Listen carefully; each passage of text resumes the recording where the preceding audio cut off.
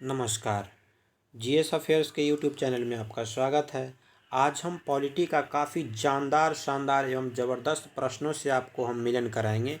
तो अगर हमारे चैनल पे आप नए हैं तो सब्सक्राइब करना ना भूलें। तो हम आपको बताएंगे कि भारतीय संविधान के भाग एवं अनुच्छेद एवं अनुसूचियाँ के बारे में टोटल 2200 भाग के बारे में विश्लेषण करेंगे एवं 12 जो अनुसूचियाँ दिया गया है उसके बारे में एवं 395 अनुच्छेद है। ये 395 टोटल हम बताएंगे भाग के साथ साथ, लेकिन 395 में से जो कौन सबसे प्रमुख है यानी 350 यानी 395 में से कम 50-60 ऐसे अनुच्छेद हैं जो हर एक परीक्षा में आपको एकदम पटक देना जरूरी होता है। तो उन सभी से आपको हम बताएंगे, सभी से सबसे प्रमुख जो अनुच्छेद होता है उसको से आपको मिलवाएंगे। तो स्टार्ट करते हैं, वीडियो को ज़्यादा देर नहीं करेंगे, स्टार्ट करते हैं जो भारतीय संविधान के भाग से, यानी उसका अभी बताएंगे हम भारतीय संविधान के भाग टोटल एक उसमें क्या लिया गया है एवं कितना से कितना तक है। लेकिन जो लास्ट में हम बताएंगे वो बताएंगे अनुच्छेद 1 से 4 तक में इसमें कौन इम्पोर्टेंट है जो बार बार एग्ज़ाम में पूछता है। जैसे भाग 4 में मौलिक अधिकार के बारे में, ये मूल राज्य के नीति निश्चय तत्व के बारे में दिया गया है। इसमें ये 36 से 51 के बीच में कौन सा आर्टिकल सबसे इम्पोर्टेंट है इसके बारे में हम देखेंगे। तो चलते हैं। तो प्रथम भाग फर्स्ट है यानी पार्ट 1 है, भाग फर्स्ट है। उसमें क्या दिया गया है, संघ एवं उसका राज्य क्षेत्र के बारे में दिया गया है जो अनुच्छेद 1 से 4 तक है।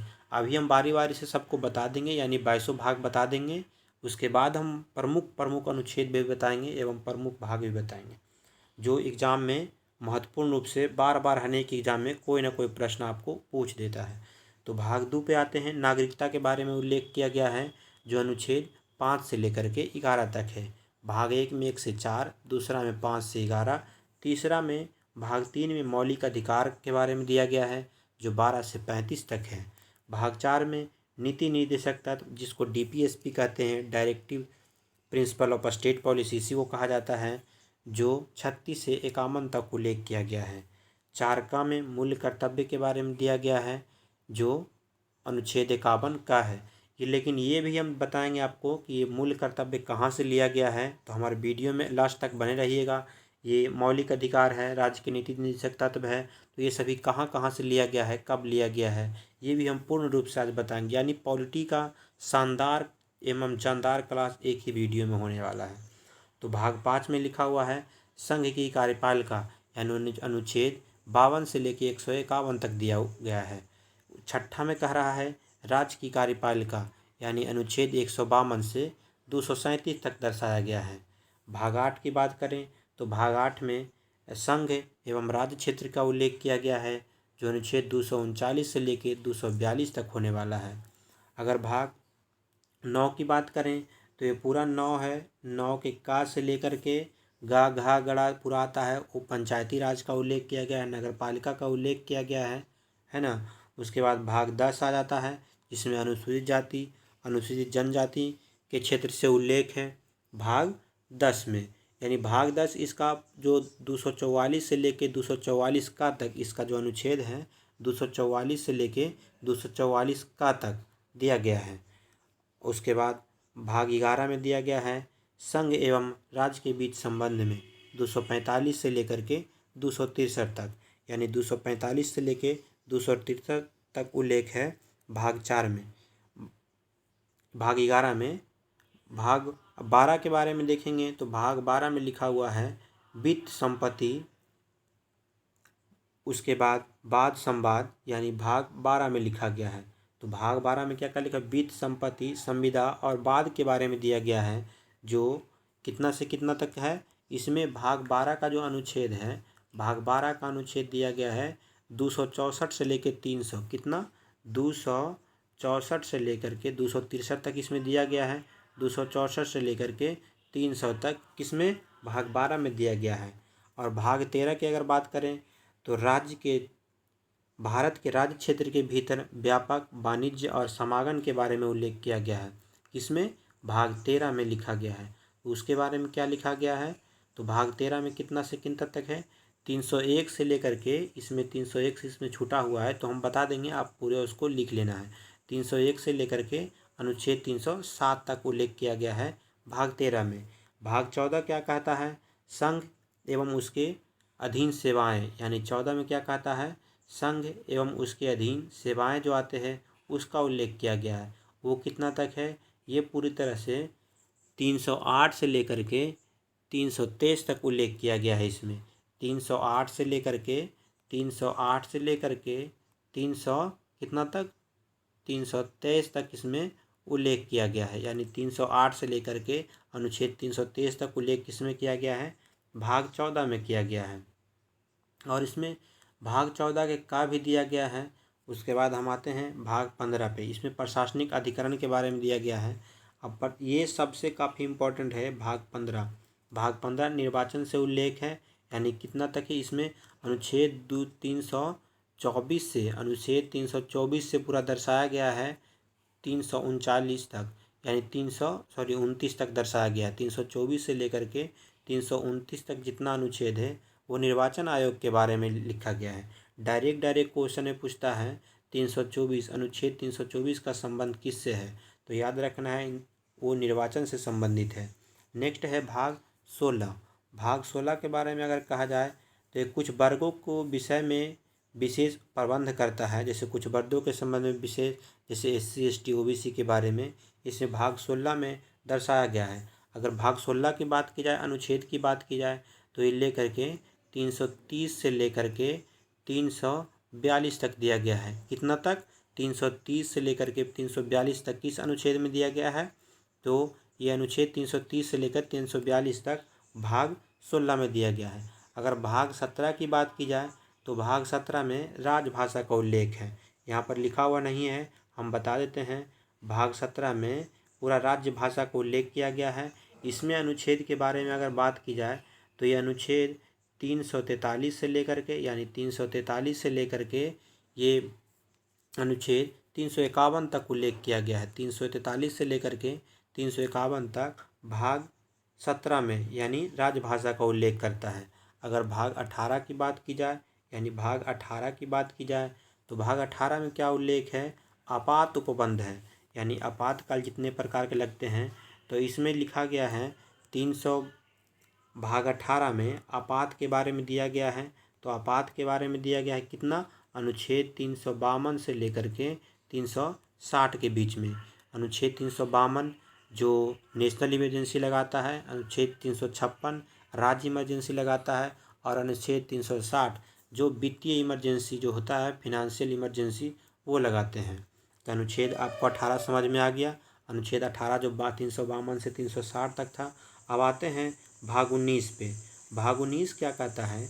भाग 19 कहता है प्रकीर्ण के बारे में, यानी इसका अगर अनुच्छेद के बारे में कहा जाए तो 361 से लेकर के 367 तक इसका उल्लेख किया गया है। प्रकीर्ण के बारे में दिया गया है भाग 19 में।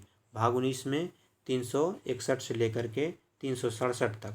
लेकिन फिर एक भाग आता है इम्पोर्टेंट, भाग 20। भाग 20 किसके बारे में उल्लेख करता है? तो भाग 20 का उल्लेख भारतीय संविधान संशोधन से है, यानी कि संशोधन से इसका उल्लेख करता है भाग 20 का। तो भाग 20 का अनुच्छेद क्या है? अनुच्छेद है 368, यानी 368 का संबंध किससे है? भाग 20 से है। ये क्या कहता है? जो कॉन्स्टिट्यूशन अमेंडमेंट होता है इसके बारे में उल्लेख किया गया है। अब आते हैं भाग 21 पर। भाग 21 में क्या दर्शाया गया है? तो भाग 21 में दर्शाया गया है जो अस्थायी व संक्रमण क्षेत्र का विशेष उपबंध दिया गया है। जिस तरह से अस्थायी रूप से जैसे जम्मू कश्मीर के बारे में दिया गया था, तो इसी अनुच्छेद में दिया गया, इसी भाग में दिया गया था। यानी इसका उल्लेख कहाँ से करता है? 369 से लेकर के, किसका कितना से लेकर के? 369 से लेकर के 392 तक इसमें उल्लेख किया गया है। इसी में तो आता है 370, यानी भाग 370 इसमें अनुच्छेद 370 आता है, जिसके बारे में यह कहा गया है कि अस्थायी व संक्रमणशील क्षेत्रों को विशेष उपबंध करता है। यानी जम्मू कश्मीर को विशेष राज्य का दर्जा का प्रावधान भाग 21 के अंतर्गत आता है। ये डायरेक्ट पूछेगा, भाग 21 के अंतर्गत आता है। उसका कितना था धारा? भाग 21 का अनुच्छेद 370 लागू हो जाता है, जो अभी अभी निरस्त कर दिया गया है। तो अब आते हैं भाग 22 पे। भाग 22 क्या कहता है? भाग 22 का पहले अनुच्छेद हम देखेंगे। भाग 22 में जितना भी संक्षिप्त नाम के बारे में उल्लेख किया गया है, हिंदी में पाठ का उल्लेख किया गया है, ये भाग 20 को दिया गया है 393 से लेकर के अनुच्छेद 393 से लेकर के 95 तक, यानी टोटल 95 अनुच्छेद है, यानी 395 अनुच्छेद है। तो ये 393 से लेकर के 95 तक इसका उल्लेख किया गया है। तो हम भाग 1 से लेकर 22 भाग, टोटल 22 भाग अभी है वर्तमान में, 22 भाग का उल्लेख हम कर दिए हैं। बारी बारी से इसका अध्ययन विशेष रूप से आपको कर लेना है। तो अब चलते हैं हम भारत के राष्ट्रपति के बारे में। तो जो भी राष्ट्रपति जो सब इम्पोर्टेंट हो गए एग्जाम की व्यू पॉइंट से, उसको हम बता देंगे, सारे को पढ़ने की ज़रूरत नहीं, लेकिन लिख देना मेरा काम है। जो राजेंद्र प्रसाद हैं, भारत का प्रथम राष्ट्रपति, कब से कब तक उनका कार्यकाल रहा है? तो 26 जनवरी 1950 से लेकर के 13 मई 1962 तक रहा है उनका कार्यकाल। कितना तक? 50 से लेकर 1962 तक रहा है किनका कार्यकाल? डॉक्टर राजेंद्र प्रसाद का। उसके बाद द्वितीय राष्ट्रपति जो आए वो सर्वपल्ली राधाकृष्णन आए, तीसरे आए जो जाकिर हुसैन हैं। इसी प्रकार से राष्ट्रपति का सिलसिला जारी रहा। तो ये आपको ध्यान में रखना है, जो हम इम्पोर्टेंट होगा वो बता देंगे। नेक्स्ट है सबसे, आइए अब आते हैं 12वें राष्ट्रपति पर, यानी कि प्रतिभा देवी सिंह पाटिल पर। ये भारत का एकमात्र महिला राष्ट्रपति हैं एवं भारत का प्रथम महिला राष्ट्रपति में भी इनका नाम आता है, प्रतिभा देवी सिंह पाटिल का। उनका कार्यकाल 2007 से लेकर के 2012 तक, यानी 7 से लेकर के 7-5-12, यानी 5 साल का उनका टेन्योर पूरा किए हैं। कौन? प्रतिभा देवी सिंह पाटिल, जो भारत के 12वें राष्ट्रपति थे। अब उसके बाद प्रणब मुखर्जी आए। अभी वर्तमान में 14वें राष्ट्रपति के रूप में रामनाथ कोविंद पद पर आसीन है, जो जिनका कार्यकाल 17 से लगातार अभी वर्तमान में निरंतर में चल रहा है। तो ये मुख्य रूप से याद रखना है, जो भारत की प्रथम महिला राष्ट्रपति है वो राष्ट्रपति 2007 से लेकर के 2012 तक उनका टेन्योर रहा है। एवं सबसे प्रथम राष्ट्रपति जो हैं राजेंद्र प्रसाद, वो 50 से लेकर के 62 तक रहे हैं। तो अब इसके बाद चलते हैं, जैसे संविधान की विदेशी शोध, यानी विदेशों से सोर्स से क्या क्या लिया गया है, ये काफ़ी इम्पोर्टेंट होता है। किस देश से क्या लिया गया है हम आपको बताए थे उस समय कि हम सारा को आपको बताएंगे। तो पहले चलते हैं हम संयुक्त राज्य अमेरिका, सबसे ताकतवर देश से स्टार्ट करते हैं, यानी संयुक्त राज्य अमेरिका, जहाँ के वर्तमान में राष्ट्रपति जो बिडेन है एवं वहाँ के उपराष्ट्रपति कमला हैरिस है। वर्तमान में राष्ट्रपति कौन है? जो बिडेन है, और कमला हैरिस वाइस प्रेसिडेंट है, यानी उपराष्ट्रपति हैं। ये भारतीय मूल की है।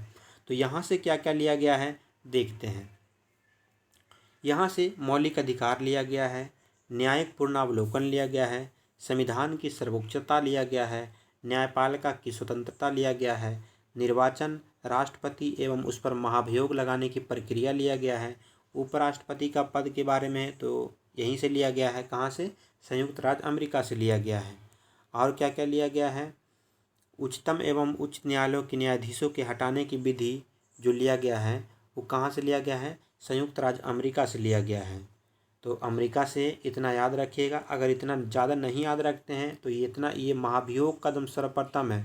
महाभियोग कहाँ से लिया गया है, तथा ये निर्वाचन की एवं मौलिक अधिकार, इतना याद रखना है। ये 3 एवं उपराष्ट्रपति तथा न्यायाधीशों को हटाने की प्रक्रिया जो महाभियोग चलता है, ये सब लिख लेना है एवं याद कर लेना है, कंठस्थ दिमाग में ठूस लेना है। तो ये एकदम जैसे भी हो, संयुक्त राज्य अमेरिका से ये सब लिया गया है। तो नेक्स्ट चलते हैं ब्रिटेन। अब ब्रिटेन के संविधान से क्या क्या लिया गया है? ब्रिटेन के संविधान से संघात्मक शासन प्रणाली, यानी संघात्मक शासन प्रणाली कहाँ से लिया गया है? ब्रिटेन के संविधान से लिया गया है। और एकल नागरिकता एवं विधि निर्माण प्रणाली कहाँ से लिया गया है? ये भी ब्रिटेन से लिया गया है। तो ब्रिटेन से मुख्यतः ये 2 प्राणी को लिया गया है ना? क्या क्या लिया गया है? संघात्मक शासन प्रणाली और एकल नागरिकता, जो विधि निर्माण प्रक्रिया है वो ब्रिटेन से लिया गया है। अब नेक्स्ट चलते हैं तीसरे में, आयरलैंड। आयरलैंड से क्या लिया हुआ है? नीति निर्देशक तत्व, यानी DPSP जो लिया गया है आयरलैंड से ही लिया गया है। उसके बाद राष्ट्रपति का निर्वाचन मंडल की व्यवस्था लिया गया है। राष्ट्रपति द्वारा राज्यसभा में साहित्य के रूप में ये लिया गया है। कहाँ से? तो आयरलैंड के संविधान से लिया गया है। इतना आयरलैंड के संविधान से लिया गया है। अब चलते हैं ऑस्ट्रेलिया। यानी ऑस्ट्रेलिया से क्या क्या लिया गया है वो हम देखेंगे। तो ऑस्ट्रेलिया से प्रस्तावना की भाषा लिया गया है। क्या लिया गया है? प्रस्तावना की भाषा लिया गया है। कहाँ से लिया गया? ऑस्ट्रेलिया से। उसके बाद समवर्ती सूची का प्रावधान किया गया है, ऑस्ट्रेलिया से ही किया गया है। केंद्र एवं राज्य के बीच में संबंध तथा रिक्तियों का विभाजन कहाँ से किया गया है? तो ऑस्ट्रेलिया से ही लिया गया है। फिर संसदीय विशेषाधिकार, ये भी ऑस्ट्रेलिया का संविधान से लिया गया है। अब चलते हैं जर्मनी चलते हैं। जर्मनी में देखेंगे वहाँ से क्या क्या लिया गया है। तो आपातकाल जो लिया गया है, कहाँ से लिया गया है? जर्मनी का संविधान से लिया गया है। राष्ट्रपति को मौलिक अधिकार संबंधी शक्तियाँ भी कुछ लिया गया है, वो कहाँ से? आपातकाल के जो प्रवर्तन के दौरान राष्ट्रपति को मौलिक अधिकार के संबंधी शक्तियाँ जो हैं वो जर्मनी से लिया गया है। जैसे कैसे कुछ जर जाता है, कुछ लहक जाता है तो आपातकाल लगा लिया जाता है, तो उसी से याद रखना है कि जर गया है तो आपातकाल हो जाता है। लोगों के पास खाना रहने के मुहैया नहीं होते हैं तो आपातकाल सिचुएशन आ जाता है, तो ये जर्मनी से आपातकाल लिया गया है। अब नेक्स्ट चलते हैं कनाडा, यानी कनाडा चलते हैं। कनाडा से क्या लिया गया है? संघात्मक विशेषताएं लिया गया है। उसके बाद अवशिष्ट शक्तियां लिया गया है, केंद्र के पास जो है वो लिया गया है। फिर क्या लिया गया है? राज्यपाल की नियुक्त विधेयक प्रक्रिया लिया गया है। कहाँ से? कनाडा का ही संविधान से लिया गया है। फिर संघ एवं राज्य के बीच की शक्तियाँ का विभाजन के बारे में कहाँ से लिया गया है? तो कनाडा का संविधान से लिया गया है। अब चलते हैं दक्षिण अफ्रीका, यानी कि साउथ अफ्रीका। तो साउथ अफ्रीका से क्या लिया गया है? तो संविधान संशोधन की प्रक्रिया जो लिया गया है वो साउथ अफ्रीका से लिया गया है। संविधान संशोधन की प्रक्रिया। और चलते हैं नेक्स्ट, चलते हैं रूस के संविधान। ये साउथ अफ्रीका लगता है गलती लिखाया गया है, यहाँ दक्षिण कोरिया हो सकता है। दक्षिण कोरिया के संविधान से लिया गया है संविधान संशोधन की प्रक्रिया। ये एक बार हम देख लेंगे, उसके बाद ये हमको लग रहा है दक्षिण कोरिया होगा, क्योंकि दक्षिण कोरिया से ही लिया गया है संविधान संशोधन की प्रक्रिया। अब चलते हैं रूस में मौलिक कर्तव्यों का प्रावधान किया गया है जो रूस से लिया गया है।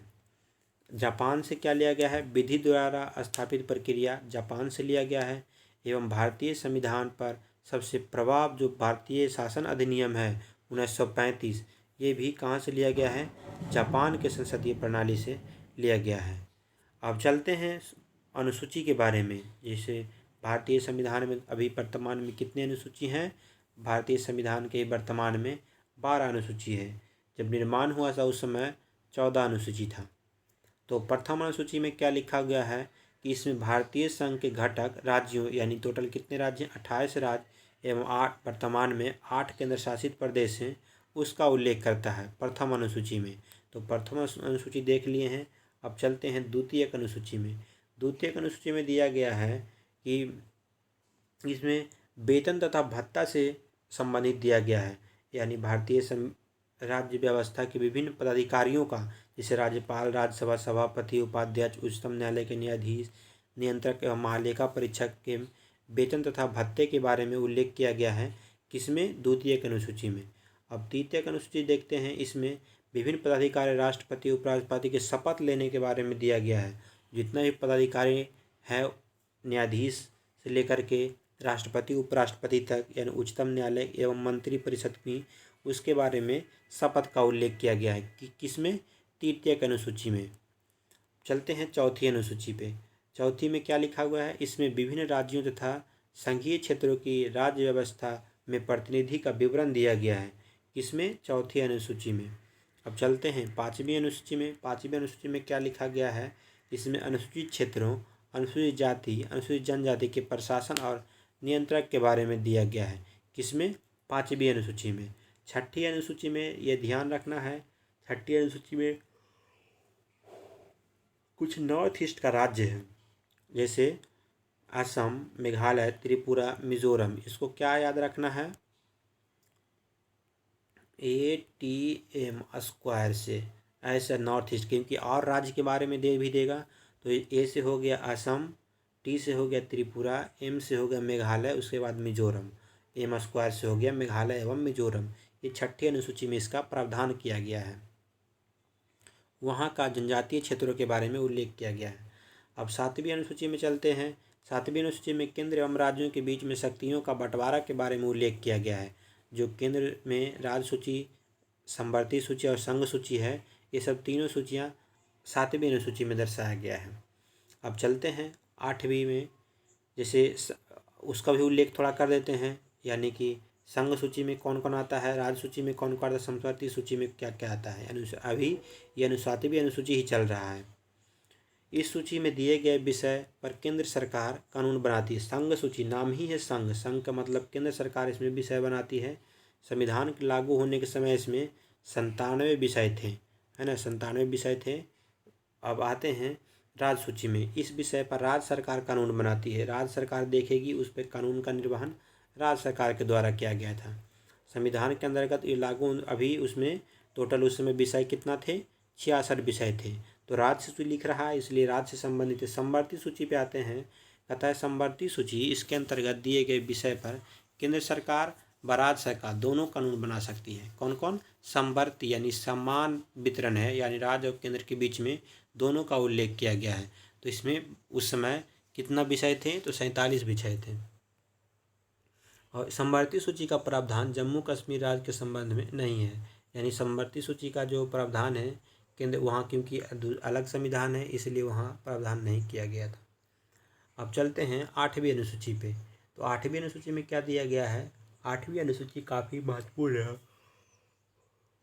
इसमें भारत की भाषाओं के बारे में उल्लेख किया गया है, यानी भारत में टोटल 22 भाषा है, वो 8वीं अनुसूची में उसका उल्लेख किया गया है।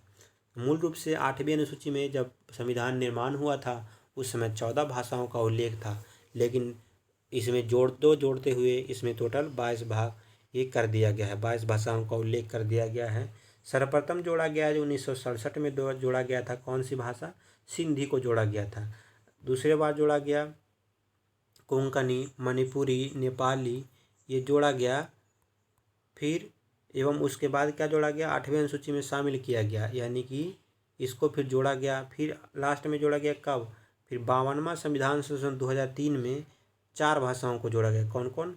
बोडो, डोगरी, मैथिली एवं संथाली। मैथिली एवं संथाली को 8वीं अनुसूची में शामिल किया गया। कब?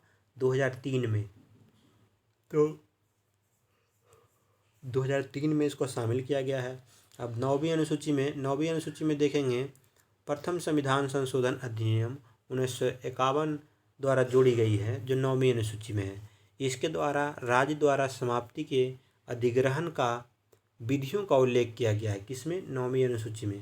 जो वर्तमान में इस अनुसूची में कितना, तो 284 अधिनियम है। कितना है? 284। अब चलते हैं 10वीं अनुसूची में। 10वीं अनुसूची में यह संविधान 52वां संविधान संशोधन जोड़ा गया है। इसमें दल बदल से संबंधित है। जितना भी नेता लोग दल बदल करते हैं वो किस अनुसूची के अंतर्गत आता है? 10वीं अनुसूची के अंतर्गत आता है। इसको कब जोड़ा गया? तो 52वां संविधान संशोधन 1985 के द्वारा जोड़ा गया। अब नेक्स्ट चलते हैं 11वां अनुसूची। 11वां में कहा गया है कि 73वें संविधानिक संशोधन जो 1993 में हुआ था के द्वारा जोड़ी गई। इसमें पंचायती के कार्यों करने के लिए 29 विषय का प्रदान किए गए हैं, यानी कि जो उसमें कार्य किया गया था, पंचायती संस्थाओं पर कार्य जो किया करने का उल्लेख किया गया है, जो 11वीं अनुसूची में दिया गया है। पंचायती राज से संबंधित 11वीं अनुसूची में दिया गया है।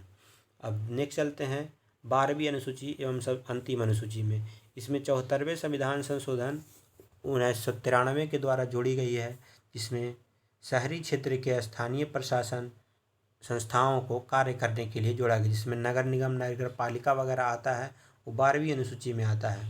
तो इसमें 18 विषय प्रदान किए गए थे।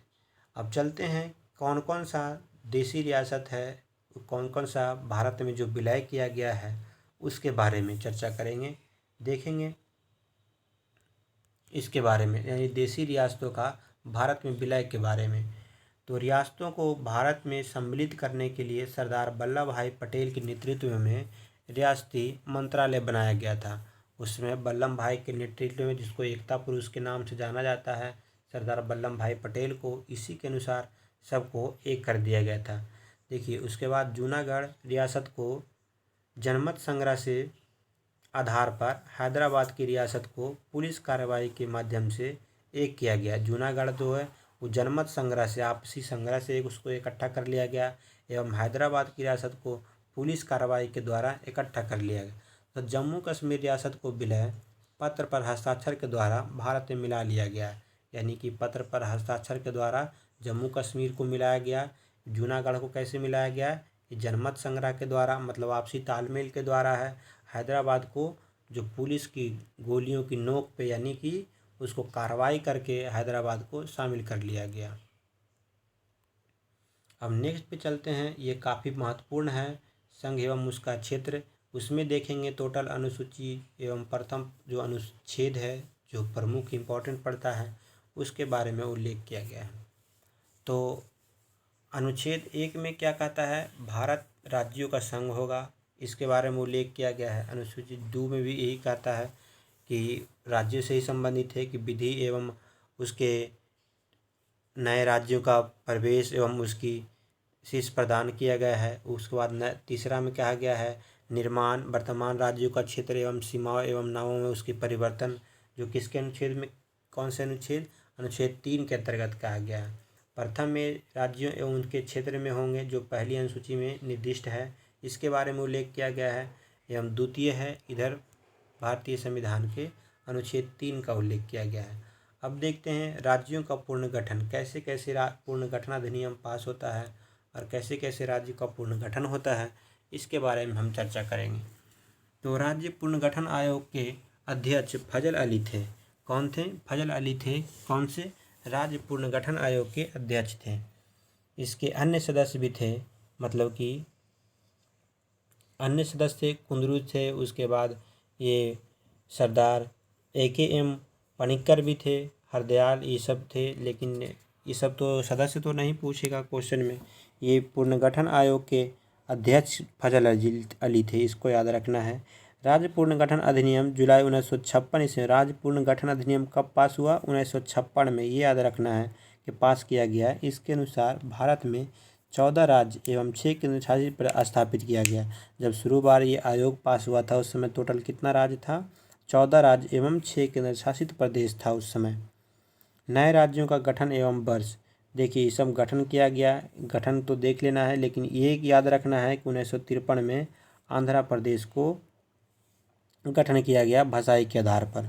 उसके बाद 1960 में महाराष्ट्र, फिर 60 में गुजरात, 63 में नागालैंड, 66 में हरियाणा, हिमाचल प्रदेश 72 में, मेघालय 72 में, त्रिपुरा मणिपुर 72 में, 75 में सिक्किम को किया गया, मिजोरम 87, गोवा 87 एवं छत्तीसगढ़, उत्तराखंड, झारखंड को 2000 में एवं तेलंगाना को 2014 में स्थापित किया गया। अब कुछ कुछ अनुच्छेद होता है इम्पॉर्टेंट, ये अब यहाँ से अनुच्छेद जो हम बताएंगे काफ़ी महत्वपूर्ण अनुच्छेद है। अनुच्छेद जो पूछने वाला है यहीं से अनुच्छेद पूछा जाता है। तो यहाँ से 395 तक देखेंगे, जो भी प्रमुख अनुच्छेद हैं उसके बारे में हम आपको विश्लेषण से बताएंगे। तो अनुच्छेद 15 क्या कहता है? धर्म, नस्ल, जाति, लिंग, स्थान के आधार पर भेदभाव का निषेध करता है, यानी अनुच्छेद 15 में इसका प्रावधान किया गया है। अनुच्छेद 16 कहता है लोक नियोजन के विषय में अवसर की समानता, यानी किसी प्रकार का नियुक्ति में अवसर की समानता हो, सभी को समान अधिकार मिले, अनुच्छेद 16 कहता है। अनुच्छेद 17 कहता है अस्पृश्यता का अंत, यानी छुआछूत का अंत के बारे में उल्लेख किया गया है। 18 कहता है किसी प्रकार का उपाधियों का अंत के बारे में दिया गया है, अनुच्छेद 18 में। भारत सरकार द्वारा भारत रत्न, पद्म विभूषण यानी पद्मश्री एवं सेना द्वारा संबंधित जो चक्र होते हैं जैसे परमवीर चक्र, महावीर चक्र, वीर चक्र, कीर्ति चक्र आदि अनुच्छेद 18 के तहत ही दिए जाते हैं, है ना। तो उपाधियों का अंत दिया गया है 18 में, याद रखना है। नेक्स्ट है 19, यानी स्वतंत्रता का अधिकार। 19 में क्या क्या है? कई सारे अनेक स्वतंत्रता दिया गया है। 19 देखेंगे हम।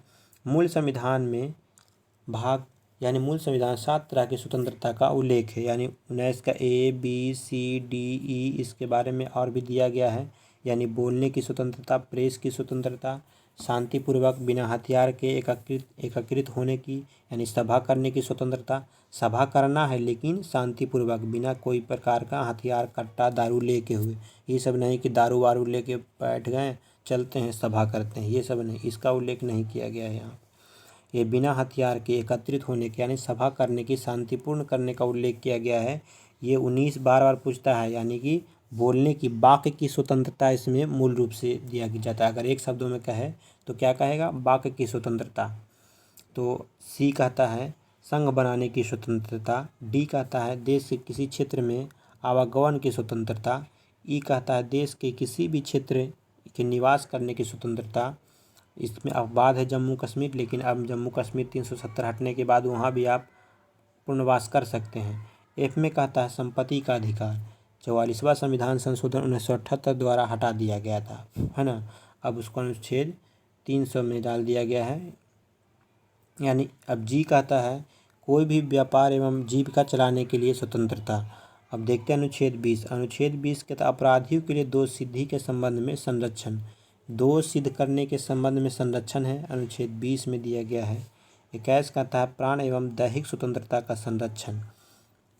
जितने ही प्रकार का इसमें भी ये अनुच्छेद में से अब किसी से लव मैरिज करते हैं तो अनुच्छेद 21 के तहत ये आपको प्रावधान किया गया। स्वच्छ पेयजल पीने का अधिकार, वातावरण में जीने का अधिकार, ये सब भी प्राण एवं दैहिक स्वतंत्रता का संरक्षण का अधिकार प्राप्त करता है। कौन? अनुच्छेद 21 करता है।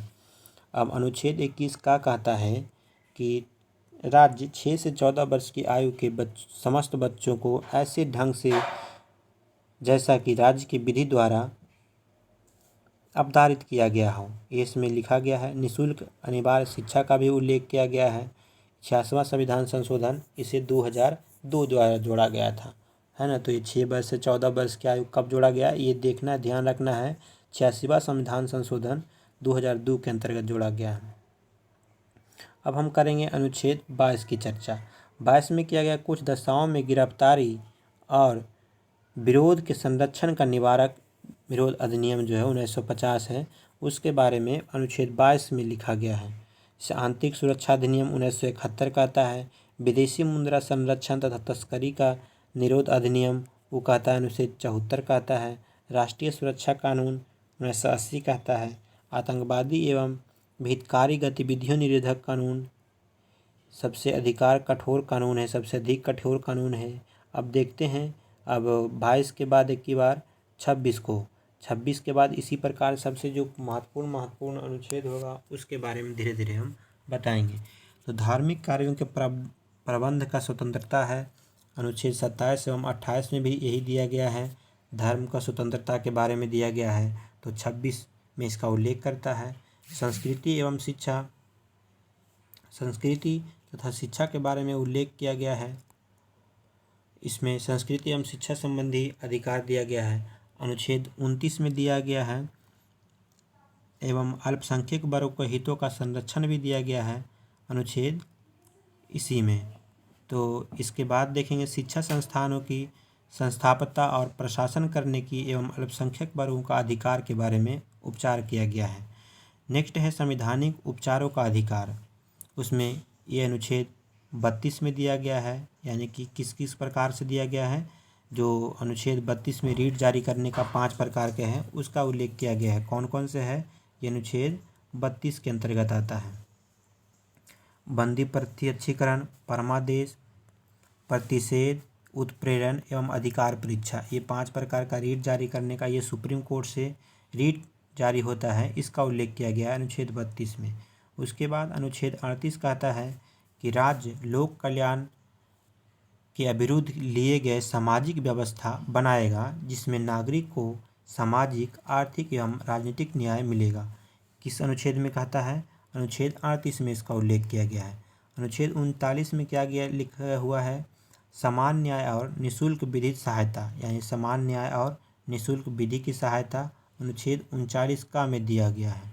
अनुच्छेद 39 खा गा एवं दिया गया है। अनुच्छेद धन की समान वितरण के बारे में अनुच्छेद 39 के गा के बारे में दिया गया है। अब ये इम्पोर्टेंट हो जाता है अनुच्छेद 40, यानी कि अनुच्छेद 40 ग्राम पंचायतों का संगठन है, यानी पंचायती राज के बारे में इसका उल्लेख किया गया है अनुच्छेद कितना में, 40 में।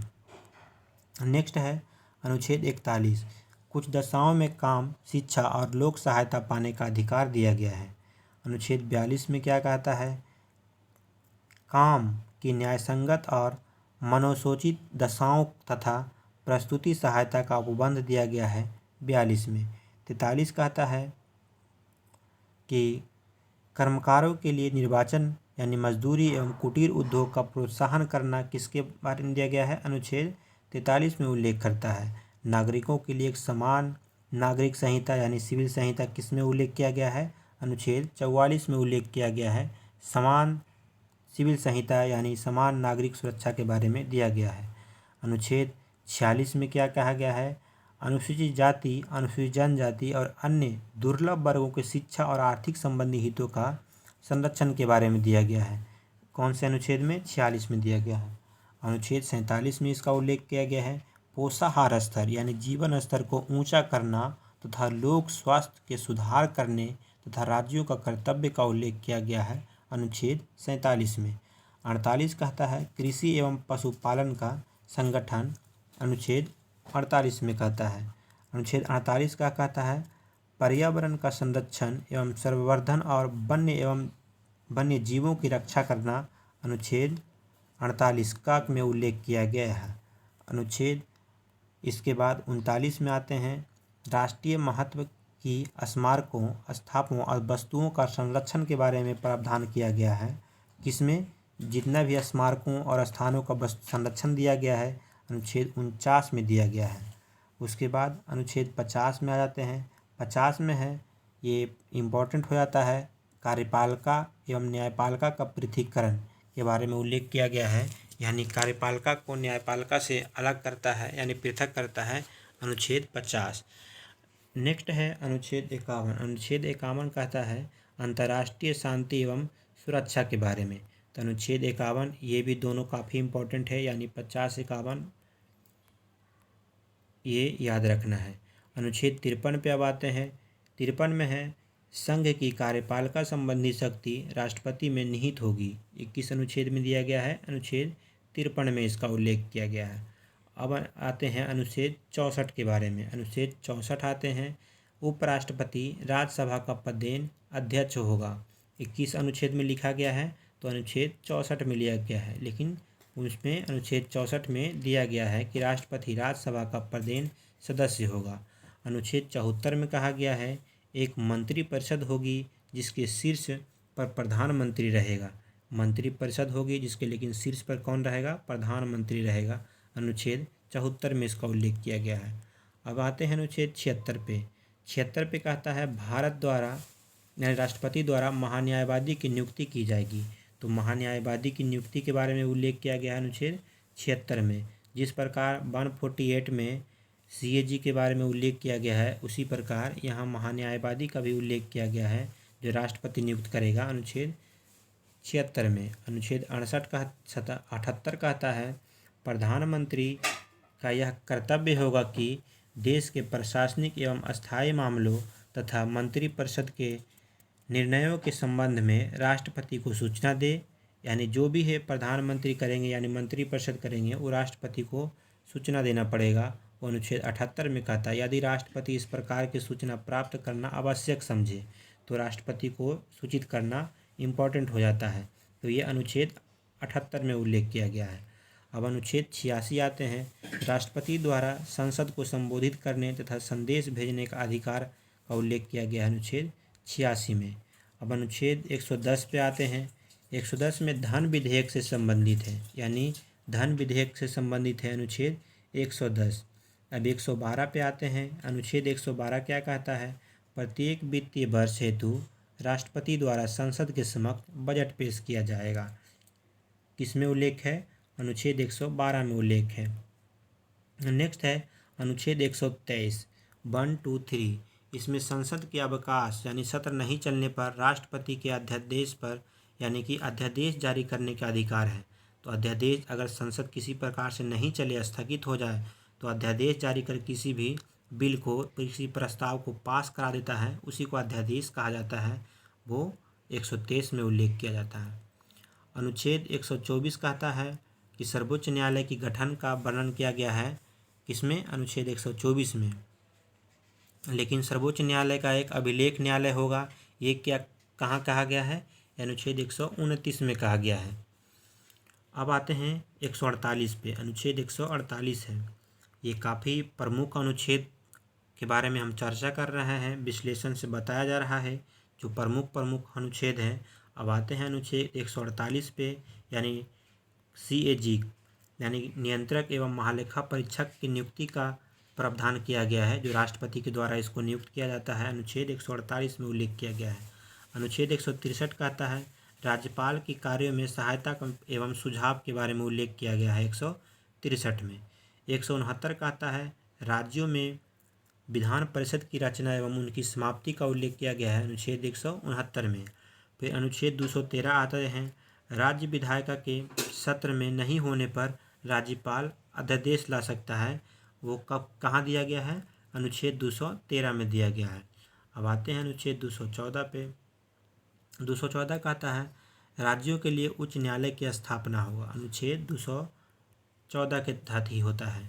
अनुच्छेद 226 पे आ जाते हैं मूल अधिकारों के प्रवर्तन के लिए उच्च न्यायालय को लेख जारी करता है, अनुच्छेद 226 के अंतर्गत क्या करता है? मूल अधिकारों के परिवर्तन के लिए उच्च न्यायालय को लेख जारी करता है। किसके अंतर्गत? 226 के अंतर्गत, ये हाई कोर्ट से संबंधित है। अब नेक्स्ट चलते हैं 233 पे। 233 कहता है जिला परिषदों की नियुक्ति राज्यपाल द्वारा उच्च न्यायालय के परामर्श के आधार पर किया जाएगा, वो कौन कहता है? अनुच्छेद 233 कहता है। अब आते हैं 235 पे। अनुच्छेद 235 उच्च न्यायालय का नियंत्रण अधीनस्थ न्यायालय होगा, यानी उच्च न्यायालय का नियंत्रण जो होगा अधीनस्थ न्यायालय, वो किसके बारे में उल्लेख किया गया है? तो अनुच्छेद 235 में इसका उल्लेख किया गया है। अब आते हैं 243 पे। इसमें पंचायत एवं नगरपालिका का गठन, संरचना, आरक्षण, शक्तियों, प्राधिकार एवं उत्तरदायित्व से संबंधित प्रावधान किया गया है। इसमें अनुच्छेद 243 में इसका उल्लेख किया गया है। अब आते हैं 245 पे। संसद संपूर्ण देश या उसके किसी हिस्से के लिए तथा राज्य विधान पालिका अपने राज्य एवं उसके किसी हिस्से के लिए कानून बना सकता है, वो अनुच्छेद कितना में उल्लेख है? अनुच्छेद 245 में इसका उल्लेख है। अनुच्छेद 245 के बाद अब चलते हैं 248 पे। विधि निर्माण संबंधित अवशिष्ट शक्तियाँ संसद में निहित होगा, ये कौन सा उल्लेख कहता है? 248 कहता है।